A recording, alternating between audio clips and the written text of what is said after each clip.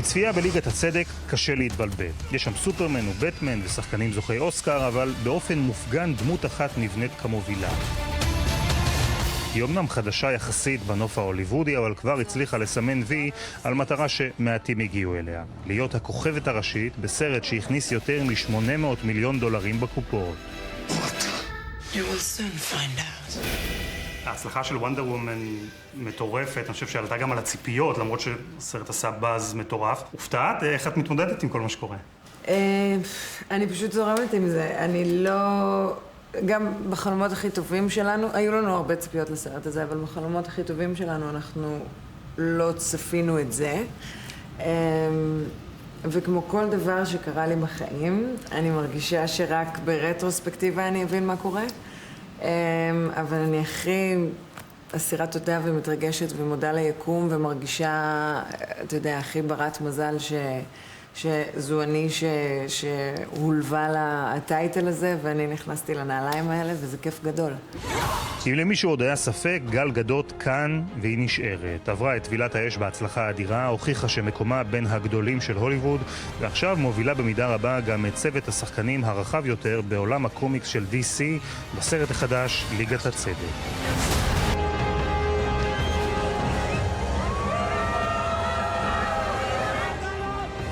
וזה לא רק סרט כמובן, אלא תעשייה שלמה של מוצרים נלווים במיליארדי דולרים שנושאים את דמותה של גל. היא נשלחה גם לחזית בקידום הסרט בארצות הברית, שם לא פעם חזר מוטיב בולט אחד. Oh, you got it, the שוקולד פרה. Yeah, I was going to say that. פרה.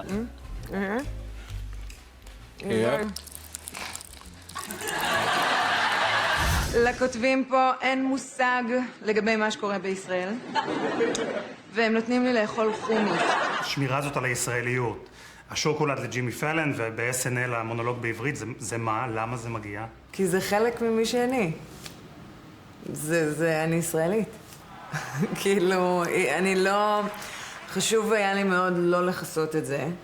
וכאילו, מה זה חשוב היה לי מאוד? זה מי שאני, ובגלל שאני כזו, אז אנשים embracing it. אתה מבין? כאילו, אנשים מאמצים את זה. אני לא רוצה לדבר כזה בשתי שפות, אבל כן, אנשים מאמצים את זה.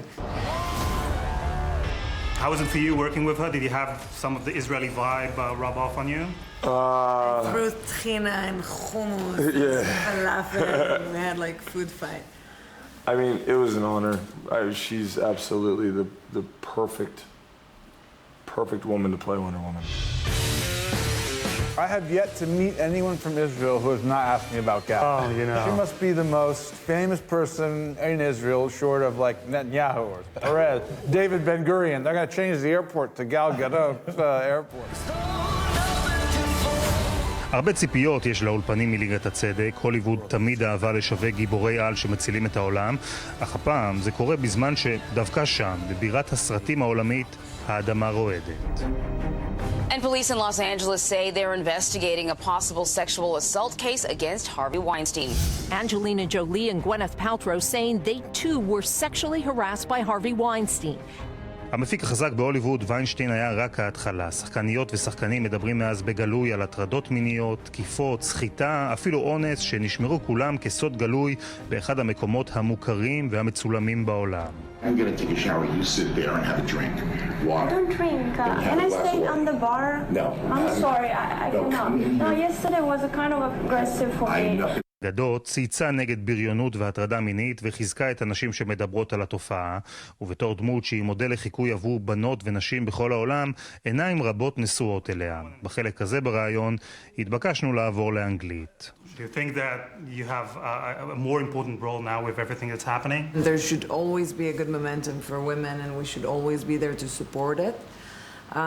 I think that we're in the midst of a very interesting, important,